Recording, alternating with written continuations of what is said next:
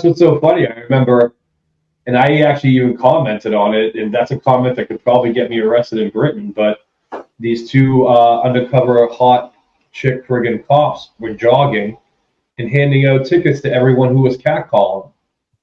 Yeah, yeah. And so I wrote, catcalling unacceptable, Muslim rape gangs okay.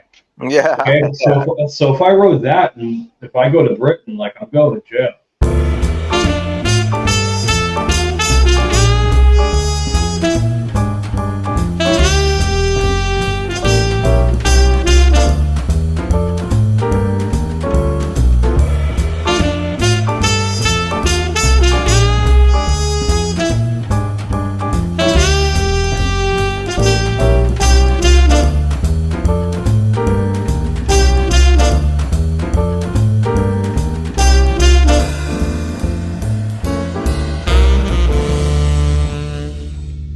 So, Luke, next, we've got the Senate hearings on the free speech issue that they're having in Britain. I'm sure you know about this.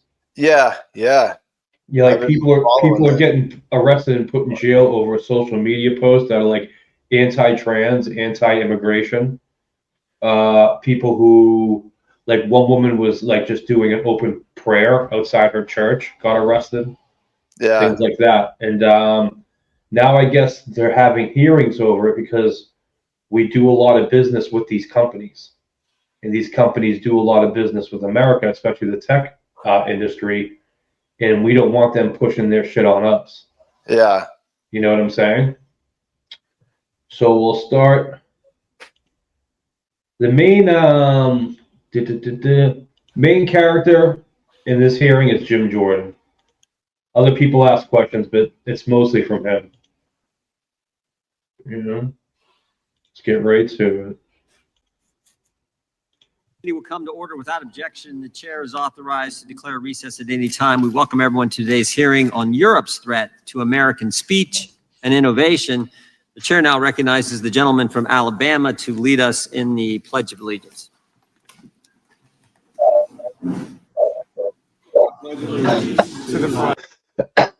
It's nice to be patriotic, but what a bunch of dorks. Yeah. Let me fast forward through that. A bunch of adults doing the Pledge of Allegiance. That's hilarious. The chair is now recognized for an opening statement.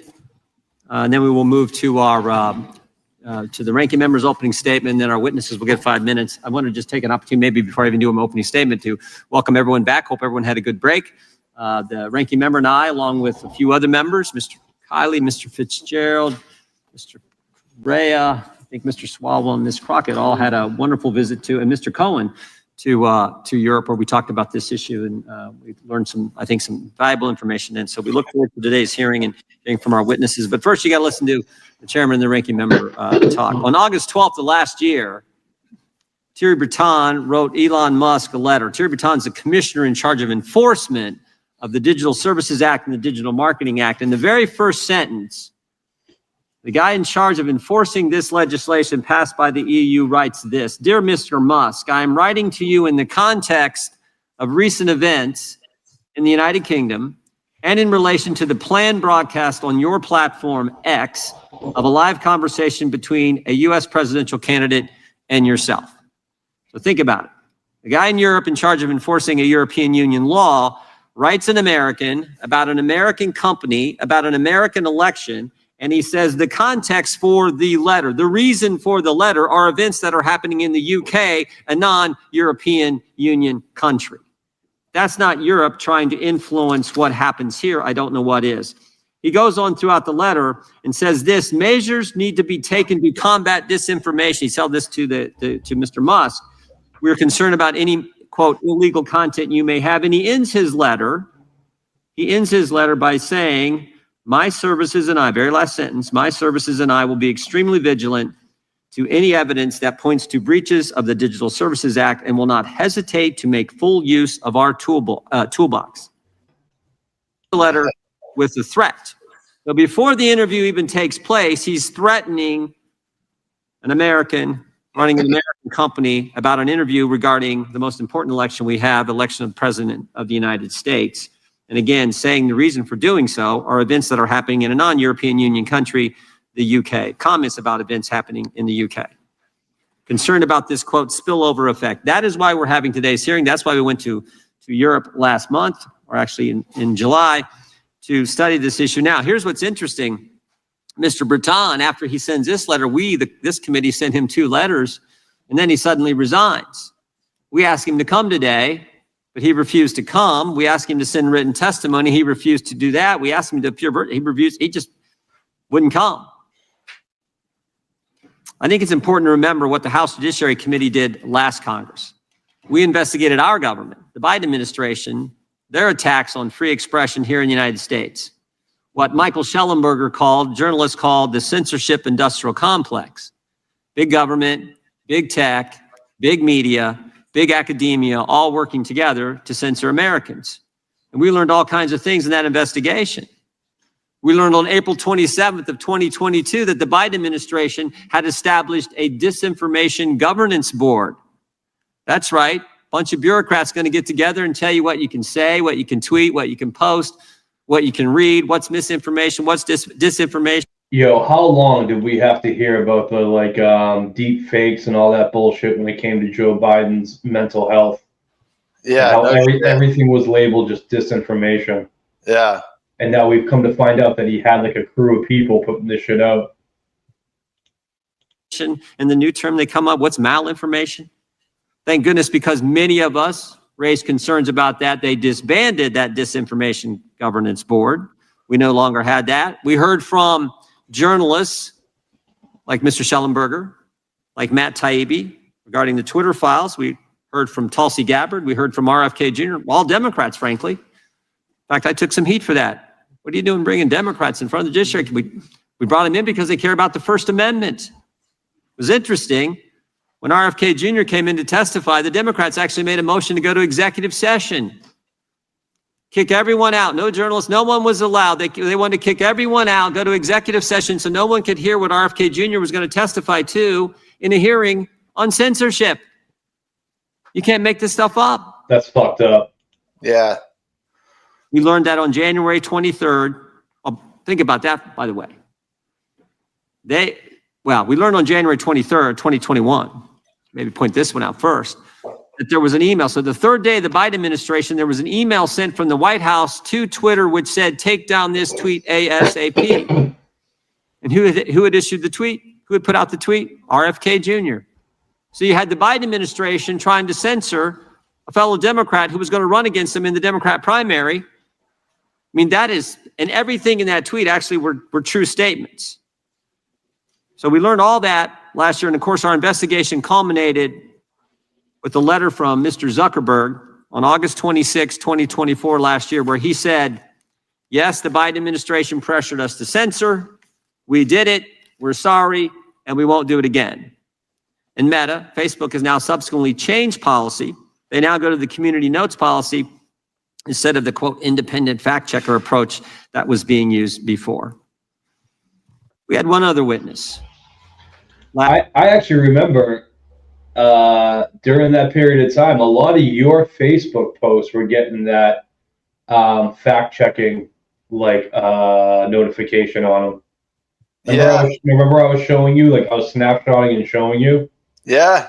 No, I mean, I remember I would post a funny meme that wasn't even meant to be. I mean, anybody looking at it would say, okay, Luke's just being funny. This isn't something that is serious in any way, shape, or form. And it would have a fact check thing underneath it. It's like, this is clearly a joke. Yeah. But it's interesting to see, in the UK, they don't have freedom of speech to combat misinformation. But then you have people that regulate information. So they decide what's good and what's bad. And America, or Democrats, I should say, are trying to adopt that approach because they need to control the information, because most of the shit that they say is bullshit. Yeah. And it's just interesting, the two philosophies, because in America, we have freedom of speech so that we can combat bad information. Because you need to talk about it, and you need to criticize it, ask questions, and see what ideologies or facts hold water and what doesn't. Yeah, I mean, if not, we'd all be vaxxed and boosted. Exactly. We all think we're going to die from climate change. I mean, you think about it, if they controlled information in America, we'd probably all be living in our basement on rations right now because of the COVID thing. Yeah, that's a good point. They still have us locked down, probably. Yeah, I mean, let's rewind to the 70s and 80s. Now, there's a good book called The Moral Case for Fossil Fuels, where they were recommending people reduce their energy consumption by 80%, or the world was going to end. You know, ice caps are going to melt, people are going to die, sea levels are going to blah, blah, blah, blah, blah, blah. You know, if we don't do this in 10 years, all of that stuff is going to happen. Now, fast forward half a century, where everybody has at least tripled their energy consumption since then, and none of that's happened. But if they controlled information and people couldn't talk about this and fight the data and ask questions, we'd only have enough power in our house to fucking run a small refrigerator. And we wouldn't have cars. Yeah. You know, we'd have to carpool. So, you know, they're doing it wrong over there. They definitely are. They definitely are.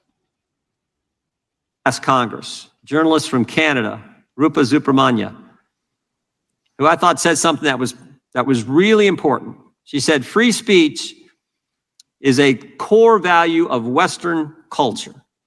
And that is true. And that's what our concern is. We're concerned about the attacks on free expression in Europe, the censorship, the arrest for offensive posts, the chilling effect it all has on speech. But we're more concerned, frankly, as Americans, about the limits the DSA, the Online Safety Act in the UK, put on Americans' First Amendment rights, and the shakedown. And I think that's the appropriate term, the shakedown of American tech companies under the DSA, the OSA, and the Digital Marketing Act Digital Markets Act in the European Union. These acts target our tech companies that provide the modern town square, and they are the engines of innovation in our global economy. Since the turn of the century, European tech companies have languished behind their American counterparts. European governments have tried everything to change this except what might actually work, deregulating their own economy and letting free enterprise flourish. Instead of cutting red tape and allowing their own companies to innovate and grow, the EU and the UK are going after American companies that have grown to dominate the global tech landscape. Regulations like the EU's Digital Markets Act and the UK's Digital Markets Competition and Consumers Act impose burdensome requirements on US tech companies while leaving their European counterparts untouched. But these attacks on American companies won't result in a so-called European champion. Instead, China wins as Europe hurts both itself and America. As Europe hurts both itself and America. They make the user experience worse. They distort the digital marketplace by allowing less innovative and less efficient foreign competitors to simply steal from US tech companies. In addition to attacking American tech companies, Europe is attacking free speech around the world, including here in America. Laws like the Digital Services Act and the Online Safety Act are the engines of global censorship regime targeting political speech disfavored by European bureaucrats. The censorship mechanism is simple. The DSA and the OSA effectively require social media platforms to change their terms of service to moderate more content. These companies have one set of standards that they apply globally because it's costly, impractical, and harmful to user privacy to change content moderation rules based on the user's location. So when platforms are forced to change their terms of service to comply with European laws, it affects what we see, what we read, what we say online here in America, infringing on Americans' First Amendment rights. And this is no accident. Even the New York Times, The Atlantic have acknowledged that these foreign censorship laws are intended to have global impact. And European actions have proven it. Again, just look at Mr. Breton's letter. Supporters say these laws make the online environment safer for children, something that we all agree with. We all want to protect kids. But censorship laws are never about disinformation or child safety or anything else. They're always about censoring criticism of the government. Social media is a relatively new technology, but censorship. That is a good point. We do hide a lot of that under like protecting the kids. Yeah. Unfortunately, some of the worst evils are under the guise of virtue. I mean, how many social movements have brought up, well, what about the kids? Well, what about the kids? The trans movement. Protect trans kids. The gun movement. Protect our kids. Yeah, it's very true. This freedom of speech issue that we're going over. Well, we got to protect the kids. Yeah. It's like, first off, your kid shouldn't have unfettered access to the internet if he's too young. Yeah, I agree. Simple as that. Yeah, I definitely agree. I mean, that's something that our parents didn't even fucking really even know about. We had unfettered access to the internet, and I know I'm burping. I just ate a steak. That's cool. I forget all I've had is just coffee this morning. So yeah. Good.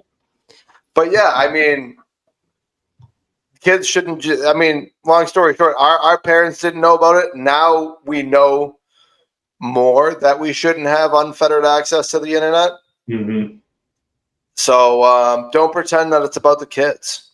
It's not. If you're a good parent, you know what your kid's doing on the internet. I mean, there does need to be protection, obviously.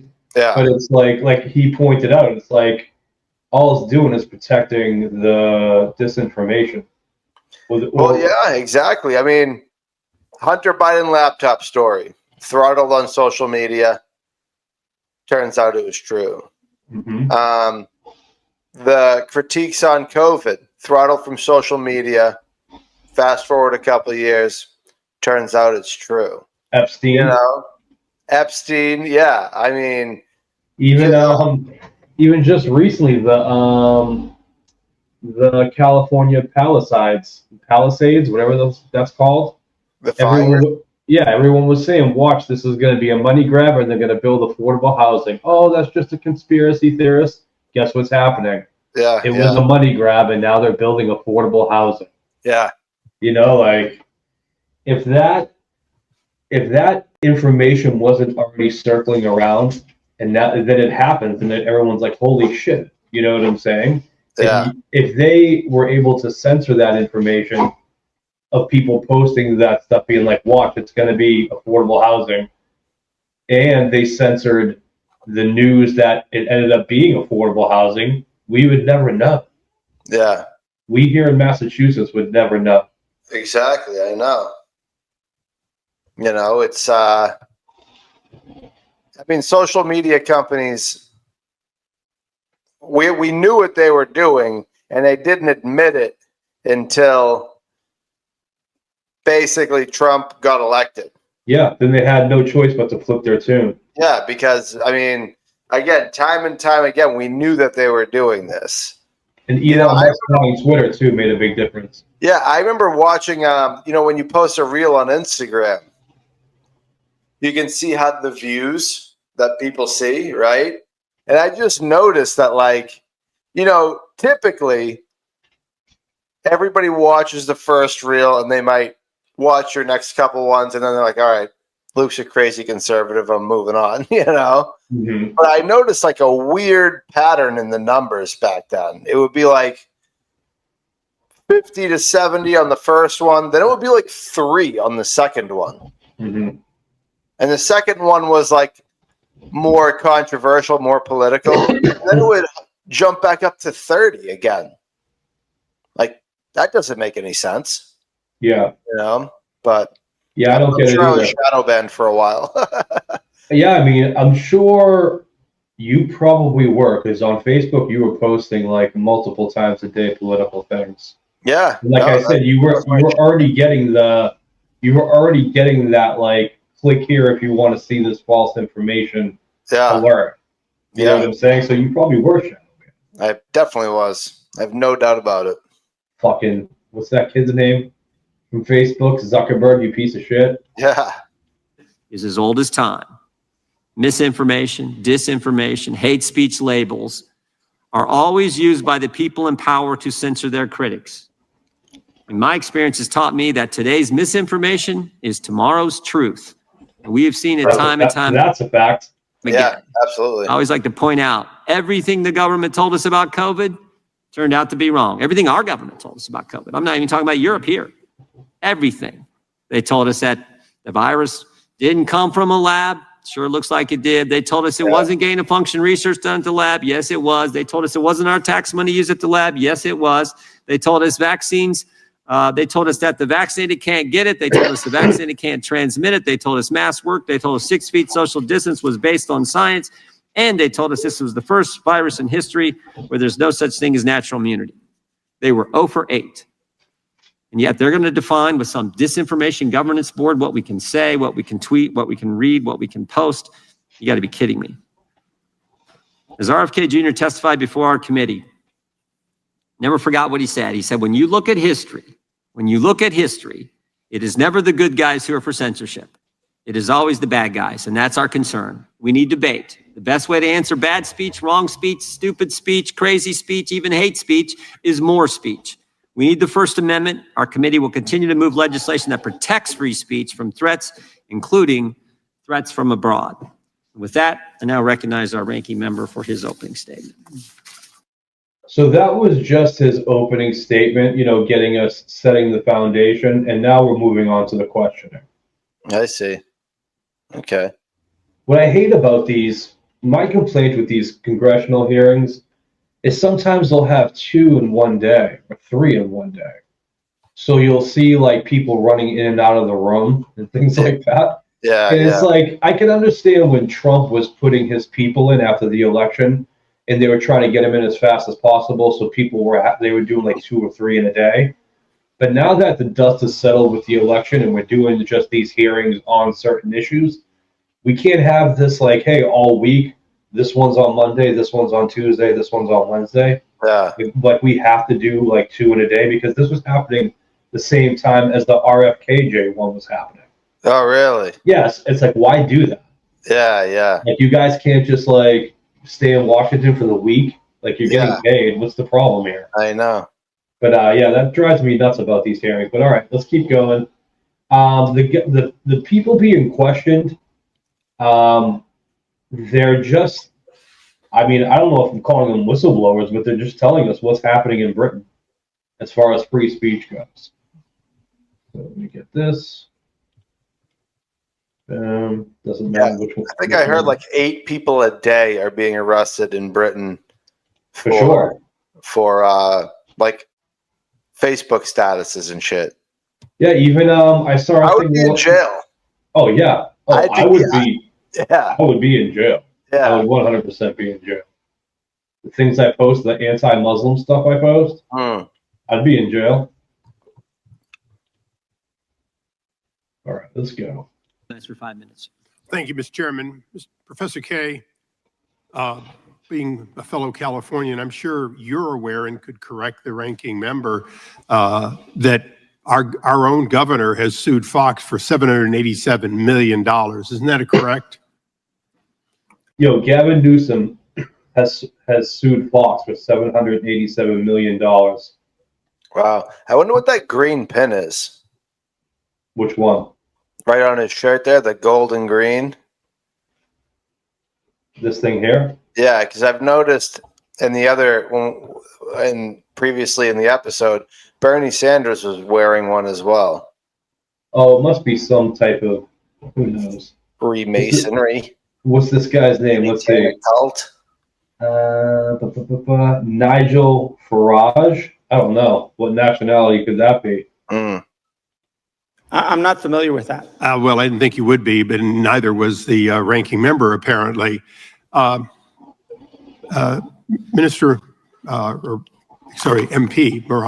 Farage, do you have the equivalent of what the Professor Kay was talking about, which is the Article 19? You're a signatory to that international convention, if you will, on free speech.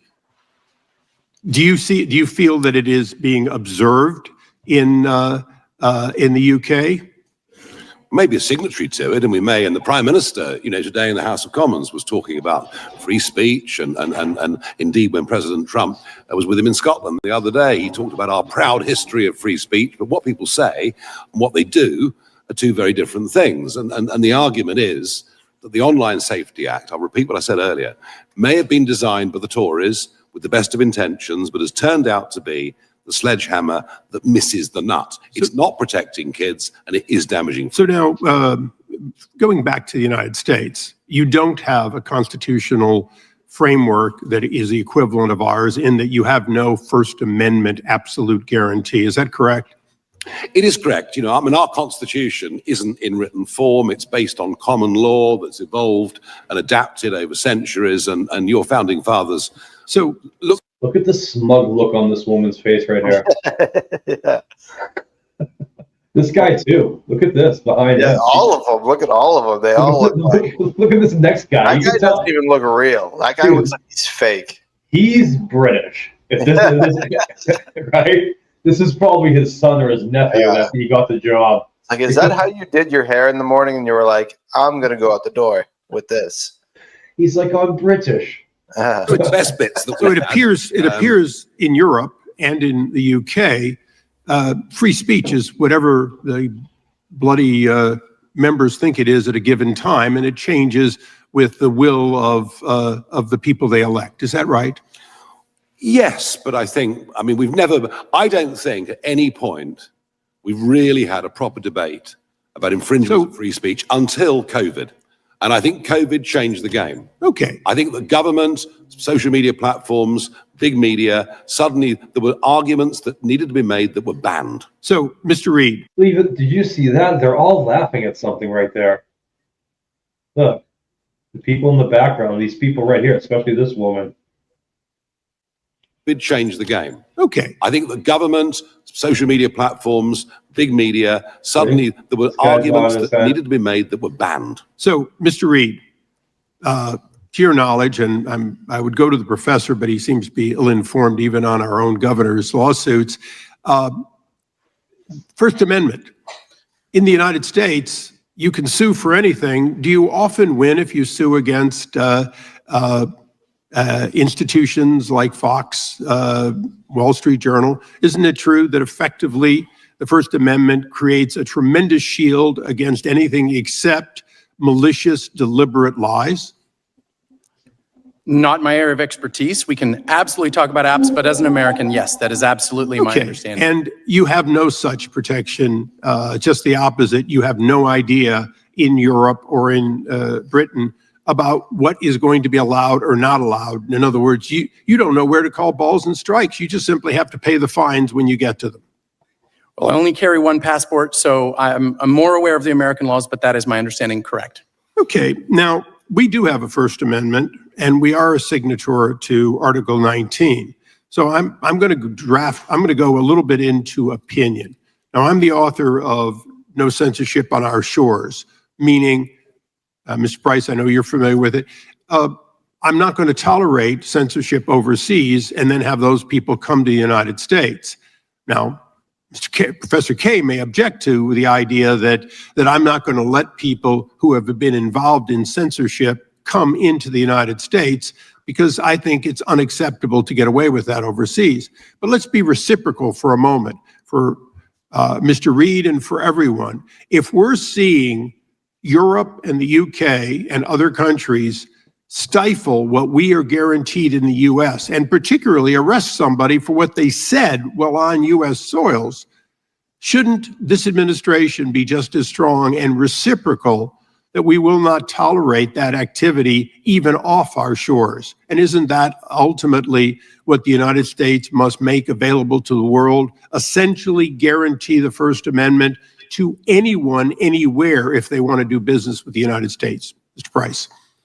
The leadership of the United States on this issue has been transformative for the discussion in Europe. And from the President, Secretary Rubio, and the Vice President, they have transformed the issue, and I hope more comes. So, to the fringe parliamentarian, as you were called, that should definitely be a rule. If you want to do business with the United States, you can't be a business that censors and doesn't have free speech. That's just not how it works here. Yeah, no, I agree. I agree. And probably the future prime minister. What say you? Yes, for Mr. Nadler's benefit, it's a very big fringe, and we're doing rather well, but there we are.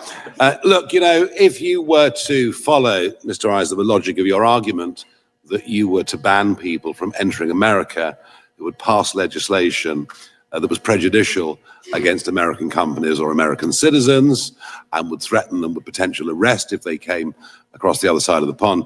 I think the practical difficulty with Imagine you go on vacation in Britain and somebody, like, you meet somebody at a bar and you guys exchange Instagram and they get offended by your posts and call the police on you.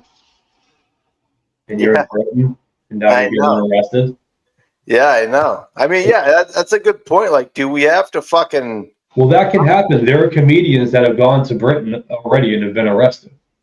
Really? Yeah, there was a guy who was on Rogan that after he left and went back to Britain, he fucking got arrested.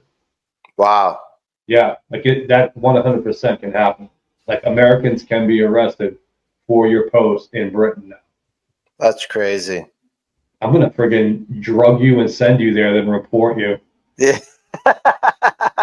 Dude, it wouldn't take much to fucking throw me in jail if I was over there. I'd be like, yo, that guy you found in the airport passed out. Check out his Facebook and Instagram. Follow Yeah, these I links. know. Check out this last episode on the podcast. All right. that is you'd have to ban the British government, the entire Labour Party. So I'm not sure in practical terms that it works, but I understand the sentiment.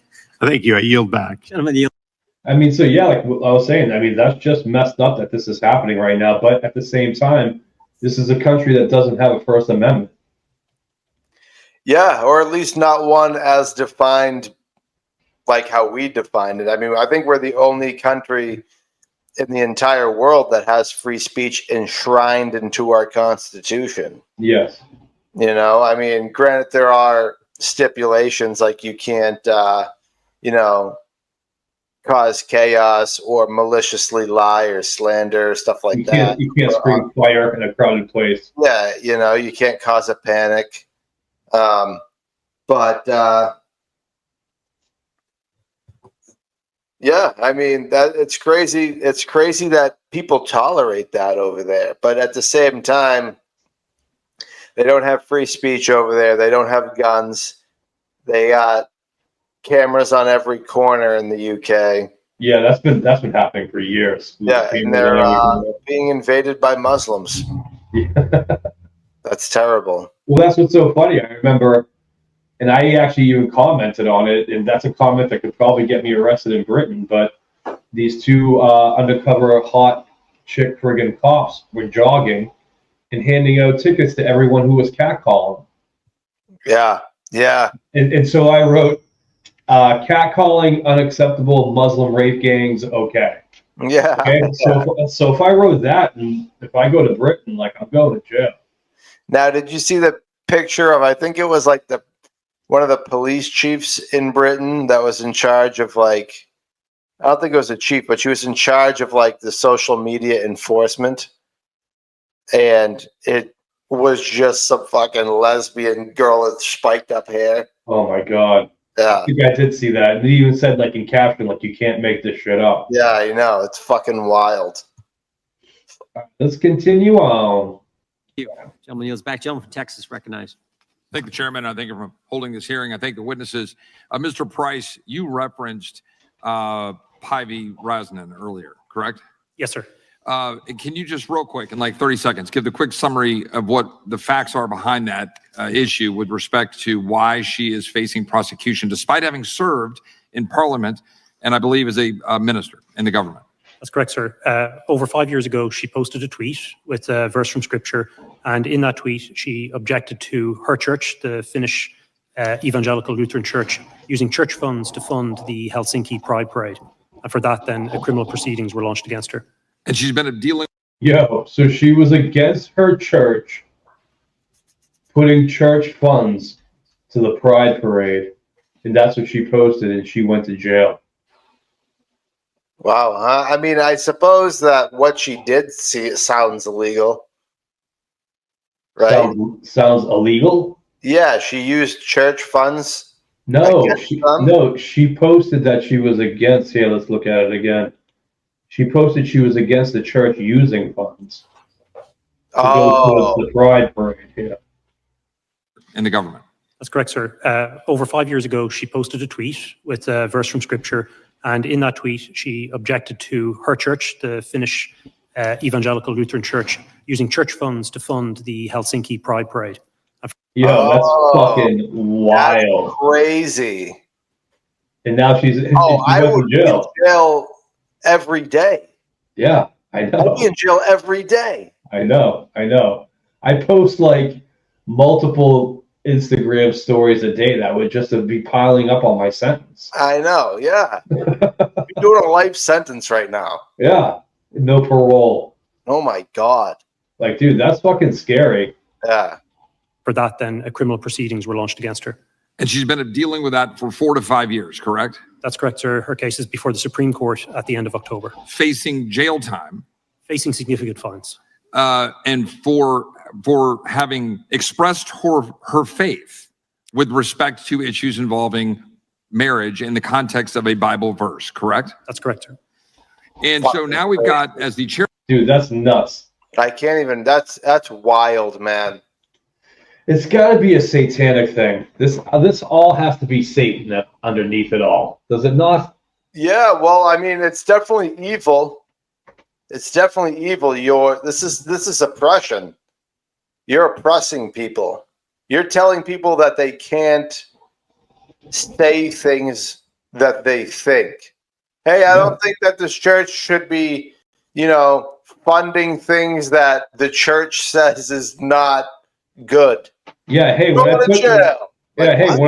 put $2 in the basket at mass on Sunday, I don't want that going to the Pride Parade. Yeah, I know. You know what I'm saying? Yeah. Like, what the fuck? Yeah, but you can go to jail for saying that. Yeah, I mean, this woman's been dealing with it for 5 years, taking it to the Supreme Court. Like, Jesus Christ.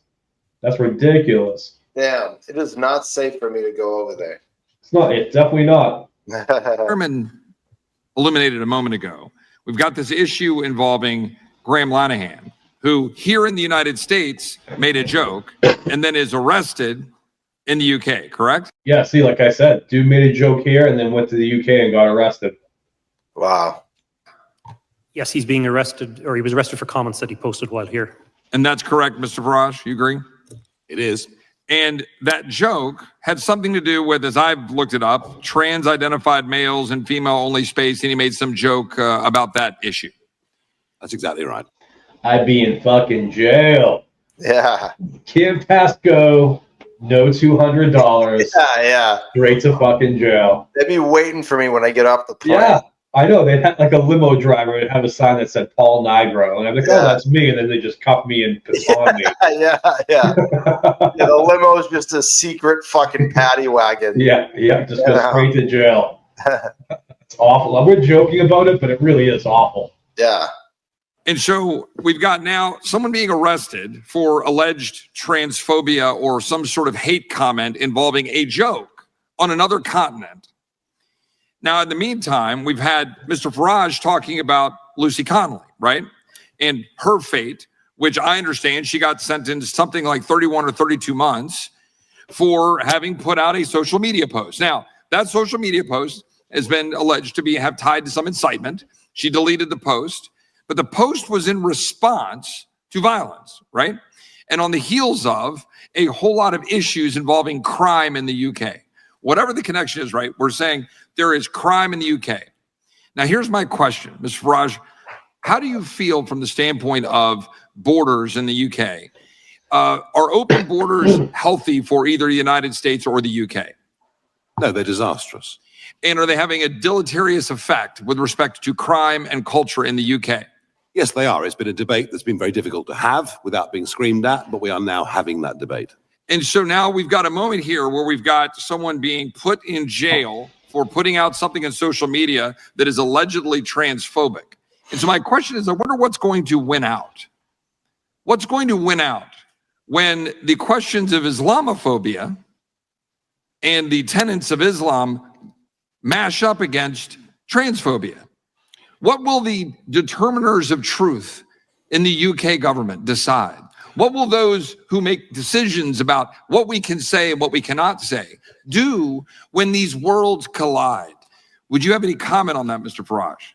In the Lucy Connolly case, it's very interesting that this horrific murder of 3 young girls happened. The country was in very deep shock, very deep shock.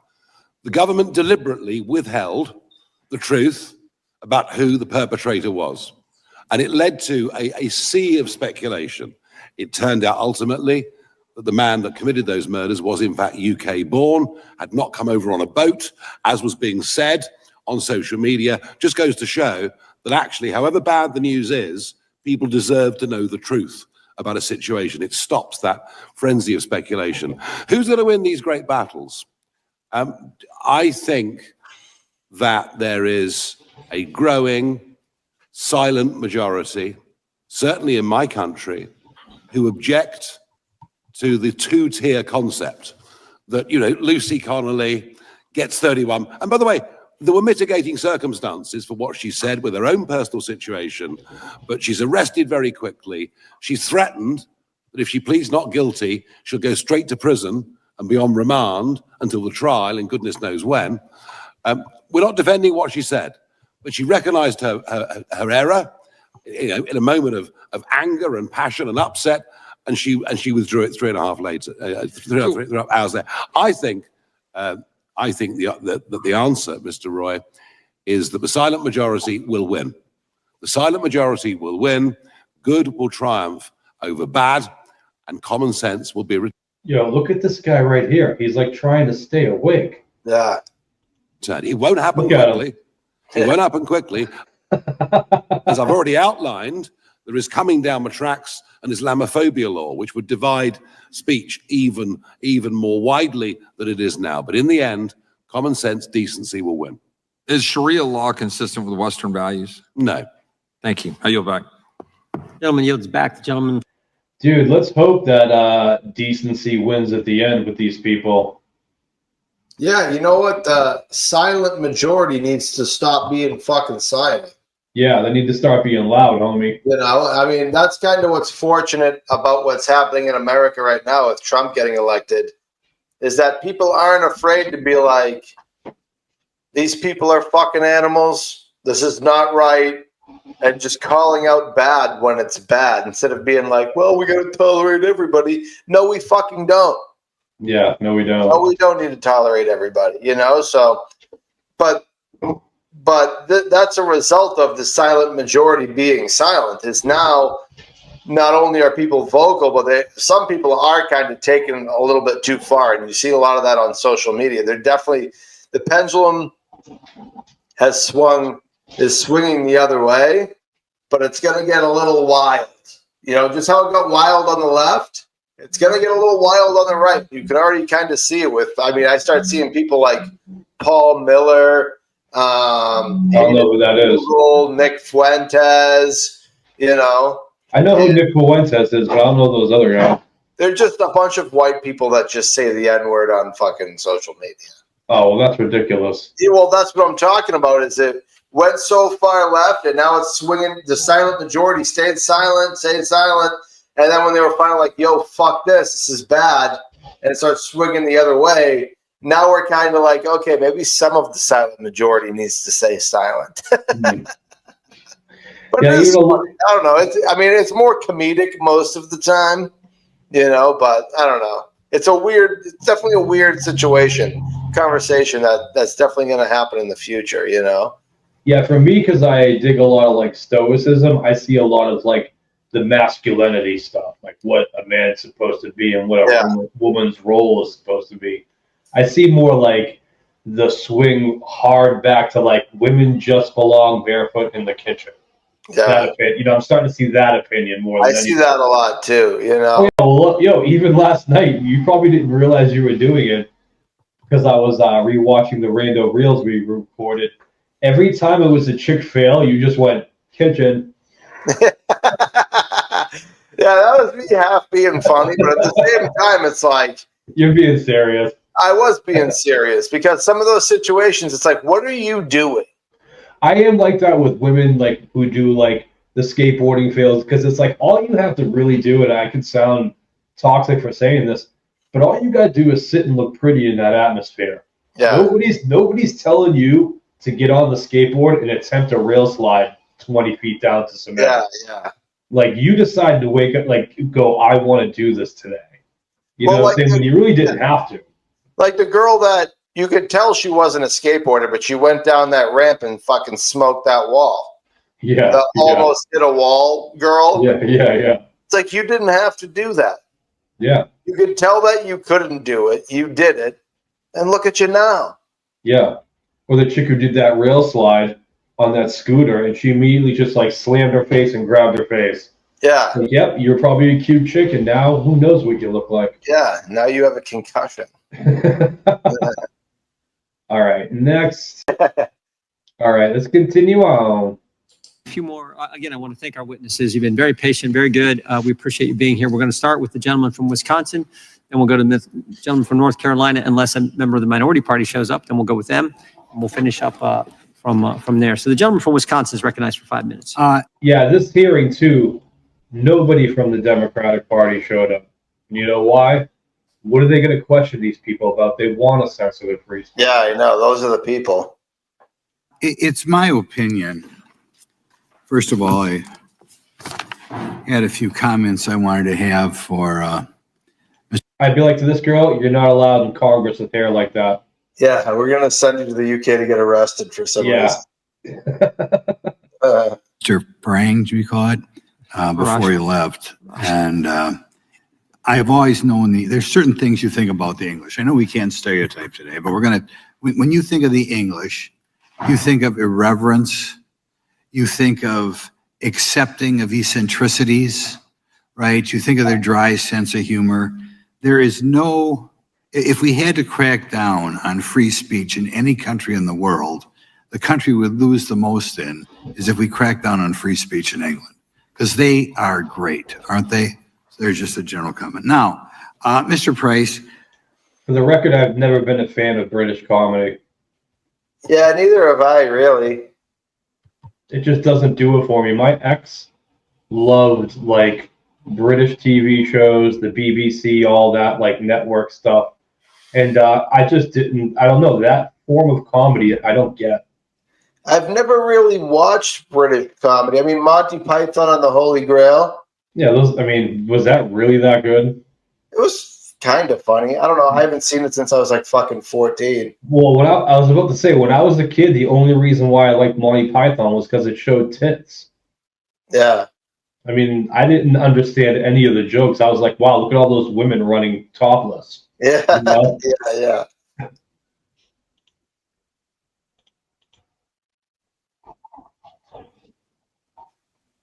Oh, sorry. There are a variety of things we're trying to get at in this hearing, and some of it is financial and how regulations can hurt companies. But I think the most important thing is to wake up the world in what's going on in Britain, okay, and other countries in Europe. I don't think the average American is aware of that. And it's important they be aware of it because I think in general, stupid idiot ideas begin in Europe, and then they go to California, New York, and then they seep their way across the United States. And this idea that we can crack down on free speech, I would like you, Mr. Price, just to go through a few examples, including the examples of that poor gal who wind up in prison. Don't be afraid to not be able to say what she said, because we're still in America, it's still a free country. What do you say to wind up having to go to prison for in Britain today? Exactly what do you have to say? Well, you're still in the U.S. Yes, sir. I am going back to the UK, though, and after what happened to my fellow Irishman, Graham Lanahan, I might just be careful. One thing I would He's technically not even joking. Yeah. say is that the overbroad laws that we've been discussing and the implementation or the enforcement of the law has reached a point where we now have perfectly legitimate speech being caught up in criminal prosecutions. So for a Christian pastor like Dia Moodley in the city of Bristol, it's a perfectly natural thing to answer a question from a member of the public about the differences between Christianity and Islam. And the fact that he was ultimately arrested under the Public Order Act there for stirring up religious hatred, which a charge they later dropped, and not the people who were assaulting him, gives us an idea of how bad things have gotten in the UK. And we were delighted, of course, that Vice President Vance, in his Munich Security Conference speech, drew attention to this other class of cases involving prosecutions for praying silently or for holding a sign offering consensual conversations in the vicinity of abortion clinics, which is an extraordinary assault on freedom of speech and, I would say, freedom of religion as well.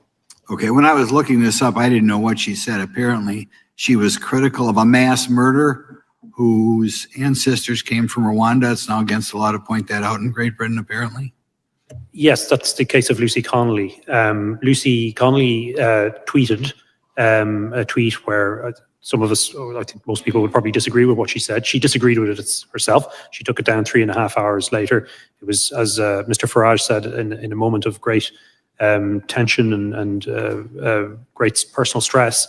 And for that, she received a 32-month sentence. And she has been released since, but she was prevented from attending this hearing, which I think is 32 months. That's like, well, that's like 3 years, right? 32 months. Yeah. So a little under 3 years, 32 months. Yeah. In prison for a tweet. Yeah. That's wild. is a real shame. Last week in the United States, we had a horrible murder, and I think it was a Catholic school in Minnesota. The murder. You think it was a Catholic school? Yeah. You don't know the facts, bro? Yeah. Murderer happened to be a transgender. You think? Would that be illegal to point out in England? If you were, you could very readily see that it could be regarded strong criticism. He was a of very that community. bitter, angry person. It would be Yes. Could we point out that, maybe that had something to do with transgender? Could people have that opinion in Britain? If I were advising people, and this is the chilling effect in action, I would say think very carefully before posting criticism of what happened, that tragedy in the school in England, because you could be accused very easily of stirring up hatred against a group of people. Stirring up hatred. I mean, Yo, Luke would be in jail for stirring up hatred. Every day.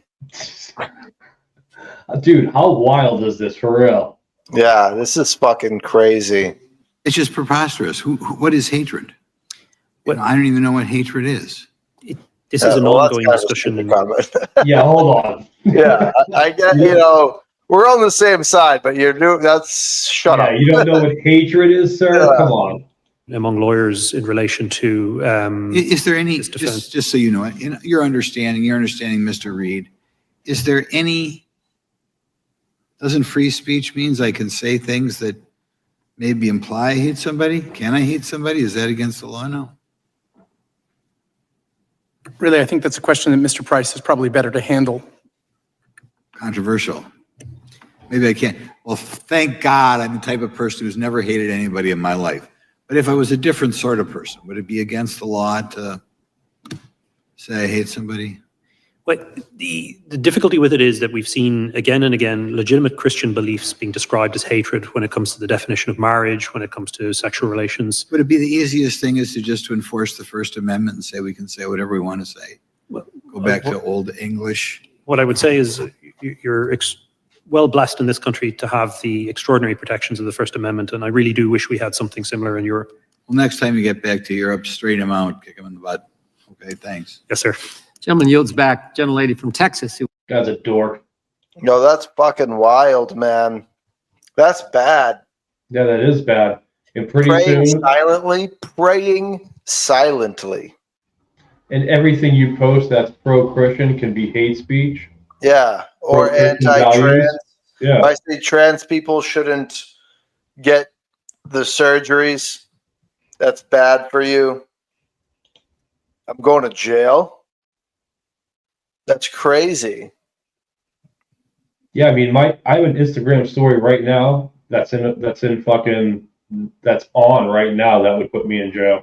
Yeah. Let's keep it moving. Hi, thank you. Mr. Price, I just want to make sure I understand exactly what's happening.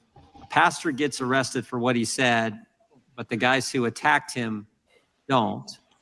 Lucy Conley said things that she shouldn't have, probably. Not probably, definitely. What would Mr. Frost say? Intemperate, statements, but she took him down. She got more prison time than young violent offenders got. And Miss Rose Doherty, I believe, was praying silently outside, and she got charged. Is that all accurate? The only point I would add is Rose Doherty, 74-year-old grandmother, was arrested for holding a sign that said, "Here to talk only if you want." Wow. Being silent. Oh my God. Wow. Only if you want to talk, we can talk. Going to jail. Yeah, you're going to jail. Wow. That's nuts. No, not saying it, just a sign, right? Just a sign, sir. Oh, wow, Yes, wow. And if an American comments on this in a way that the DSA defines as disinformation, misinformation, hate speech, they can have their speech taken down as well. Is that accurate? That is entirely accurate within the terms of the DSA. That's the state of play. Mr. Reed, I would just point out when Ms. Verkunen, the lady who took Mr. Breton's place, when she was here talking about how the Digital Markets Act can impact companies, she said, we don't have anyone in Europe complaining about the law. And my response was, that's because you don't have any companies. The way you define it, according to Mr. Price, and you understand, it only includes American companies and one Chinese company. Is that right? Well, the irony is there are a lot of smaller European companies that are complaining about the DMA. Not the idea that they need a competitive landscape, it's that it focuses on entirely the wrong thing. You hit it on the head. A lot of our members come here to get money to go back there to build products. Yep. I'm sorry, they called votes. I do want to move quickly, and I shouldn't have went over. Yeah, that can't be happening if they don't have freedom of speech. Yeah. I can't even fathom that. That's so crazy to me. Can't even fathom that. I would have to delete my social media. I would have to. Me too. I would have to too, because I couldn't not say anything. Stir hatred. Yeah. I could not post hate speech. Oh God. Or I couldn't refrain from commenting on something that I disagreed with. Yeah, I'm glad they're taking up the rainbow sidewalks in Florida. Go to jail. Yeah, hey, you clicked thumbs up on that. I definitely did. You clicked the heart button on Instagram. Going to jail. Yeah, that's rough. Yeah, that's fucking wild, man. Yeah, I mean, think that would even be possible in a European country, but imagine they're like, yo, we saw all that post had 200 likes and you were one of them. You like that? Like that? Oh, here, you're going to get a fine now. Let's keep it moving. The chair now recognizes the gentlelady from Wyoming. Benjamin Franklin said over 270 years ago, freedom of speech is a principal pillar of a free government. When this support is taken away, the constitution of a free society is dissolved and tyranny is erected on its ruins. An evil magistrate entrusted with... Benjamin Franklin also said no woman can have their hair shorter than fucking shoulder length. Power to punish for... You fucking bitch. I don't know who this is, but I already don't like her. But I will say there's been a lot of people that have this gold pin here since you... Yeah, I wonder what that is. Words would be armed with a weapon, the most destructive and terrible. Under pretense of pruning off the exuberant branches, he would be apt to destroy the tree. Mr. Farage talked in his opening statement that noted that Europe's regulatory regime risks exporting restrictive standards that could violate Americans' constitutional rights. So I'd like to expose that and discuss that a little bit further. He noted that the so benignly titled Online Safety Act exemplified this regulatory model. The OSA is marketed as a measure to protect children online, but it is clearly being used as a means to actually impose government-backed censorship, especially speech which is critical of government policy. As an egregious example, we have learned that the OSA has been used against Katie Lamb, MP for Weald of Kent, to block videos of her speeches made in Parliament critical of the fallout from the country's immigration policies. Mr. Price, are you familiar with the circumstance where actual speeches in Parliament or other public figures their speeches are being censored by the government under this claim of protecting minors or protecting people from hearing this speech? I'm familiar with censorship of public protests. That's already happened in the United Kingdom. The Online Safety Act has placed blocks on those to protect children. That's the claim, but it has prevented adults from accessing it as well.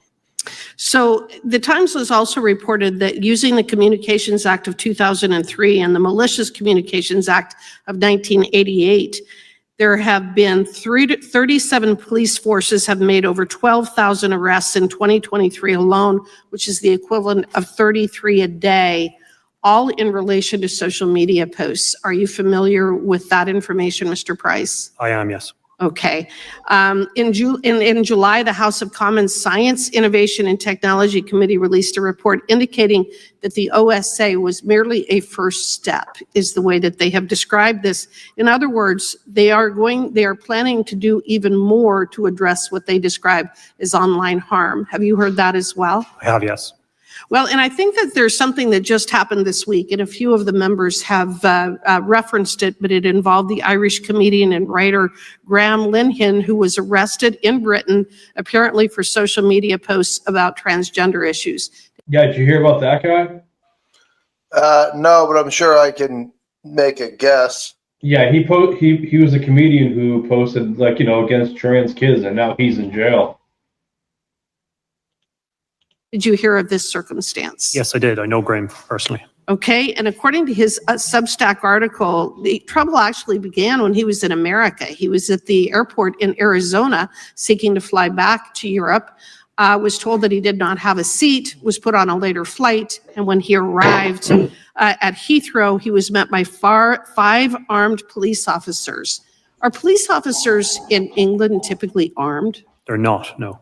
So did you find it strange that he would be met by That's nuts. Yeah. 5 armed police officers? At airports, counterterrorism police are usually armed, and or there's a special wing of the Metropolitan Police that has armed support unit. So is he considered a terrorist? I'm not clear what provision he was arrested under of legislation, but there is a power in the Terrorism Act to arrest people at airports and seize their devices. Sure. Was he identified as a terrorist because of his online posts? It's not clear yet if he was arrested under that provision, but it has very wide-ranging powers, and it is used on occasion to detain people at ports. Okay. I understand that, and that probably is more of a frightening answer than I expected, which is that they've used the power that is typically reserved for terrorists or people who are of grave risk to the country to arrest Mr. Linehan at the airport because of his Twitter posts. Is that right? It's not clear if they use it yet, but that is a power that they frequently, that is used to seize people's devices at airports. Can you describe more of what happened with this incident involving Mr. Linehan? Do you have the familiarity with the facts? I've read his statement, yes. Okay, and could you please explain what happened? It appears that he was detained on arrival in Heathrow and then arrested, searched, subjected to a long series of questions, most of which revolved around his beliefs on gender ideology and transgender issues. Some of the questions from the police, according to Mr. Linehan, were extremely ideological in nature, and they talked about people who are assigned a gender at birth, which, as he pointed out himself, is activist language that the police should not be using. So, oh man, imagine the PC police coming to get you. So he didn't have his seat on the first airplane that he booked, and they put him on a later flight, which tells me that they're like, yo, we got to make sure we got proper resources at the airport for when this guy comes in. Yeah. That's what I'm thinking. Because this guy needs to be arrested when he gets off the flight. Again, that's me. That's me. And that's many of the people that watch this podcast. Yeah. That's everybody that I fucking know. Yeah. So are you gonna ever vacation overseas or? Not in Britain. Well, I guess we might get to a point where you got to look up the laws before you leave. I know. Yeah, I gotta like delete social media posts and shit. You know, that's fucking wild. That is wild.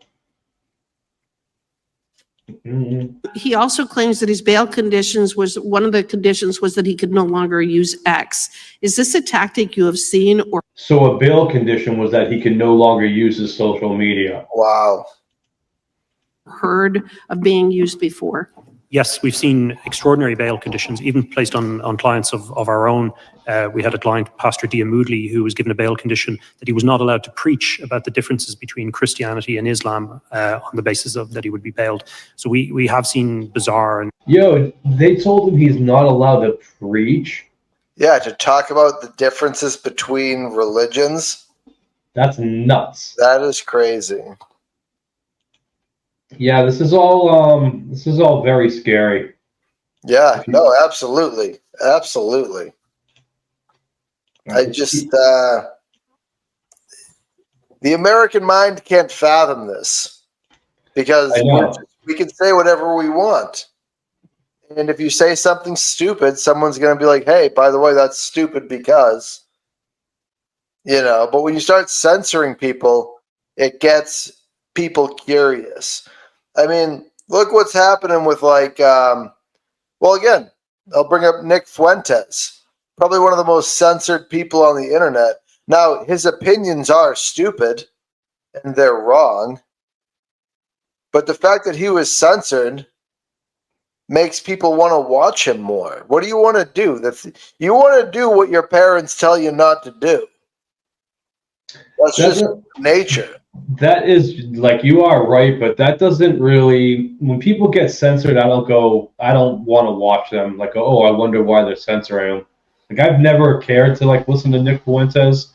I know, like, that happened with Crowder and, like, Ben Shapiro. Once they started to get censored, they got bigger. Yeah. You know, even InfoWars for a little while got a lot bigger once he was kicked off of, like, every platform. Yeah. You know, so. With Nick Fuentes, I mean, it's the same thing, except they went as far, he can't even use the banking system.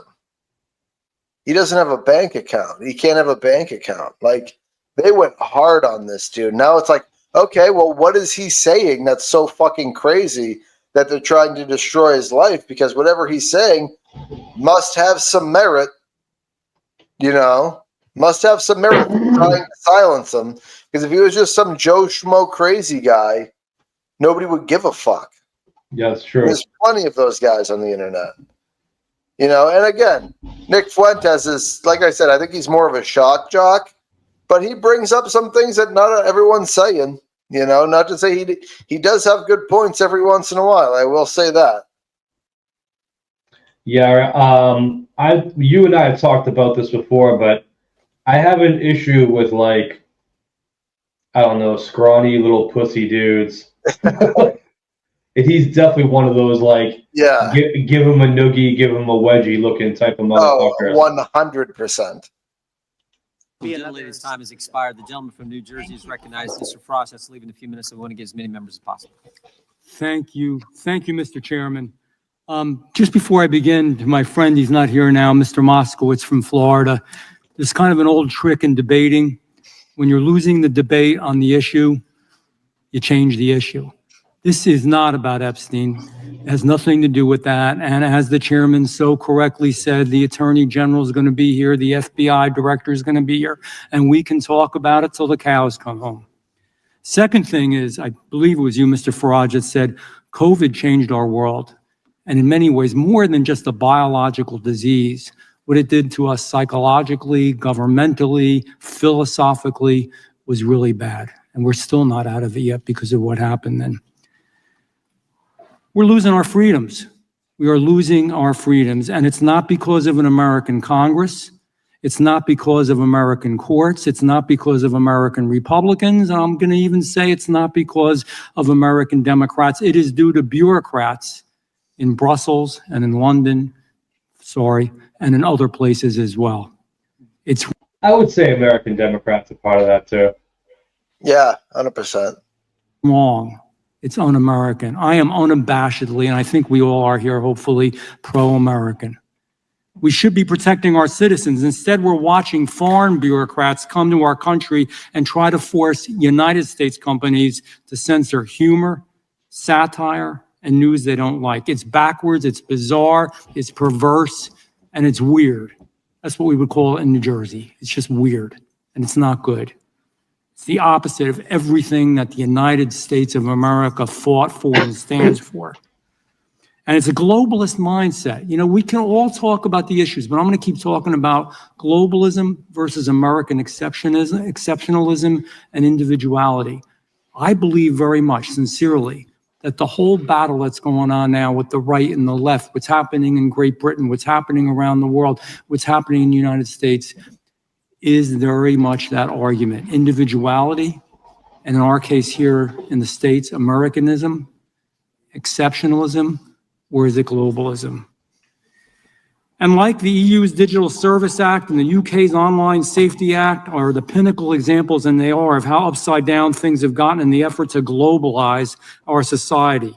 And that is the ultimate showdown. It is resulting in our losing of our freedom, losing our influence. And the only winner here are some countries in Europe, Russia, China, and others. Europe is spending their time attacking American tech companies, dictating how our platforms operate, how our technology operates, and punishing people for exhibiting free speech. The European model, I'm sorry if I offend anyone, but it is wrong. We fought a revolution to defend ourselves. Men and women pledged their lives, their treasure, their sacred honor, so that they wouldn't have to go through this. And we never thought that Americans would be stripped of that. That's why this moment is so serious. It's more serious than most Americans and people realize right now. And you know, for generations, we thought if we were ever attacked, it was going to be a nuclear holocaust. We thought it was going to be the domino theory. We thought it was going to be world wars. We thought it was so many things. I maintain it's this. If we lose our First Amendment rights and our freedom of speech, we have lost everything and nothing else matters. And internet technology is being used as a vehicle to make this happen. So I have a question for Mr. Farage and Mr. Price. This hearing is really good, and I'm sure we're going to have. That guy's good. I was going to say, he's got the gold ring, the pin, the fucking, that bracelet. Look at those cufflinks. Yeah, nice watch on the other side. And he's from New Jersey. He's probably corrupt as fuck. Some other hearings. But more than hearings and talking about it, what is it tangibly? This is a hard question. That he even has the stripes for the suit. This guy's a gangster. Yeah. We can do to stop it. What? If you look right there, that's a bottle of what? Moisturizer, probably, the Guinea. Is it? Mr. Farage, I'll start with you. The debate we've had here, I mean, nobody here from any side of the debate has told me that the Online Safety Act is a wonderful piece of legislation. You know, right across the spectrum here, you're having your own internal debates about free speech in America, right, healthy, and what this committee is for. I want to make this argument. Yeah, I know these companies are very big and very powerful, many of the tech firms, but, you know, governments talk to each other, yeah? And it needs the American administration and businesses to have. I'm totally distracted, but what is this on this guy's head right here? Little Jerry curl. Is that what that is? I guess so, yeah. Oh my God. Have an honest conversation. Brussels, you won't get a hearing. They are fundamentally anti-American, frankly, and I was there for 20 years. I saw it. I do think there is a conversation to be had with the British government about the shape of their legislation and the impact it can have on American individuals, their liberty, and American companies. So I'm calling for, as a result of what's happened, it's clearly got, the legislation's clearly doing the wrong thing. I think it is cause for proper intergovernmental debate. I hope that we have it. And by the way, we have censorship in America. Watch ABC, NBC, and CBS. I'm at the meetings. I'm at a discussion. I see and hear what happens. I watch, my wife has Channel 6 on, which drives me nuts at home, and it has nothing to do with the damn stuff that actually happened. And that's the truth. We have it already, and I pray to God we don't lose America. Mr. Chairman, indulgence, and I'll shut up. Mr. Price didn't get a chance. Quickly. Yes, sir. You talked about putting pressure on, and I agree that Brussels is a cold house for free speech. But a lot of the regulations actually happening in my own country, in Ireland, in Dublin, where a lot of the tech companies are headquartered, their European headquarters. And it's the Irish Media Commission, or Commission de Man in the Irish language, which is the ground zero really for a lot of this regulation. And here's where I think the US can do a lot, because there's strong bilateral relationships between Ireland and the United States, is to put pressure on the Irish government to stop the bullying of tech companies. And already X is in the Irish Supreme Court soon against the Irish Media Commissioner. So they're already starting the crackdown. So I would hope that you use your good offices here to put pressure on the Irish. Mr. Chairman, I have a point of parliamentary inquiry. Gentleman is recognized. Why is the witness leaving this hearing early and certainly without? He hasn't engaged me. He told us about this. This is not unusual. It's happened before under Democrat leadership of the committee, under Republican leadership of the committee. We're trying to get through as many people as we can. You've had many of your witnesses. Jesus. Huh. All right, we got one more clip to go of this fucking nightmare scenario. Yeah, I mean, this is Europe too. I mean, they're talking about, the guy was talking about Brussels. Brussels is the head, where the head of the European Union is, like the capital of the European Union, for lack of a better analogy. Mm-hmm. Europe is just losing its freedom. It's losing its fucking culture, freedoms. I honestly think if Kamala Harris won, we'd be seeing the same shit here. Oh, absolutely. I mean, it was happening under Biden. I mean, shit, the multiculturalism bullshit that's going on in Europe, they're doing here too. So we're not that far behind. I think people around the world are waking up, which is why we're watching this. Wow, did you see my fucking lizard just take a shit behind me? I see the lizard, but I don't see that detail of it taking a shit. Just fucking took a shit, for anyone that's wondering. Anyways, what was I saying? Multiculturalism. Yeah, I mean, people around the world are waking up, which is why we're having these conversations, which is why we're watching these clips, is because this is not what people want. People were too complacent for too long, and people are waking up. Look at Ireland right now. All the protests against the immigrants. Yeah. Look at America right now, deporting all the illegals. Mm-hmm. Look what's happening in the UK right now with freedom of speech. People are waking up to it. People are sick and tired of it. Let's hope the sane people prevail. On one of these issues, very briefly. I'm fine if the ranking member. Okay, I may have to ask you a question after you comment. When you do that, go ahead. I realize I'm opening the door. Yeah. I just wanted to note on this question of what is hate speech. First off, the question of identifying hate speech is not something that happens in a vacuum. In the UK, in Europe, there are very strict rules around the definition of hate speech that connect it not merely to speech, but to incitement. So it's incitement to violence or hatred or discrimination. And I think that's just an important baseline point, that this isn't just about pure speech. It's about the kind of speech that might lead to violence. And related to that, when you mentioned this hypothetical. Saying you're against trans kids isn't hate speech. Saying that you're not for your church giving its funds to the fucking pride parade is not hate speech. Yeah, it's not. Take back our country. And is that hate speech? My understanding is that came up in the context of a hypothetical related to persistent harassment of a Muslim girl. And that was the hypothetical. And the question was, in that particular context, did that constitute a kind of incitement to some violence against this young girl? So I think it's important to put some of these these kinds of abstract questions into that kind of context. Professor, did you agree with the Biden administration when they established the Disinformation Governance Board? I didn't take a position on that. I do think that disinformation is an issue that The government should be deciding what we can say and what we can't? absolutely not. Okay, well, that's good to know. I'll give the ranking member a little extra time if he so desires. With that, I'll recognize the gentleman from Tennessee. All right. Yep, and that's that for that, bro. Yeah, man. So this week in politics, we saw the Democrats attack RFKJ because Big Pharma is no longer making as much money as they were, which means those Democrats are no longer going to make as much money as they were. Yeah, your Bernie Sanders, your Elizabeth Warren, Warren, all those people. That guy from Colorado, whose name I don't even want to know. I hate him so much. Yeah. Oh my God, the dead guy.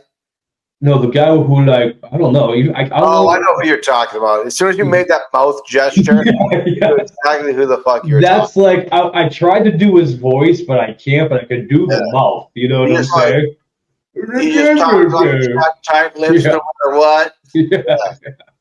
Yeah, it's like, dude, relax. Just relax your face. That's all you need to do. Yeah, like, let your jaw go, bro. Yeah, that must be tiring. Yeah. And then this with, I mean, I hope that things change in Britain and Europe, but I don't know, man. I don't see it happening. I mean, I hope so. I mean, I hope that, I mean, people have, it's funny. I was actually watching a Michael Malice interview the other day, and he was saying, like, he said in his book, White Pill, the lesson is that people with way less have overcome way more. And I hope they overcome this. I hope we all overcome this. All the things that I just stated a few minutes ago.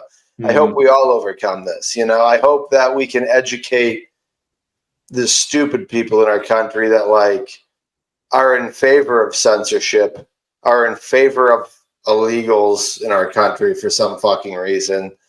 I hope these people just kind of, I don't know, educate themselves, wake up, realize the harm that they're doing. Well, the problem is that they're telling us that we need to educate ourselves. Yeah, I know. It's tough. It's a tough situation. Yeah, it really is. But yeah, man. I mean, hey, if you've made it this far, like, comment, subscribe. Let us know if you would be in jail right now. Yeah, I definitely would. Social media posts. Yeah, I definitely would. I 100% would be in jail like every other. I've been doing a life sentence right now. Yeah, like I said, the convictions would just keep piling up. Yeah. All they have to do is like start at Instagram and just be like, oh, look at this post from 2016. Yeah, they just they'd backdate everything, Yeah, dude. And then just the jailer comes to my cell like, yo, they found another post, and I got like this long gray beard, like.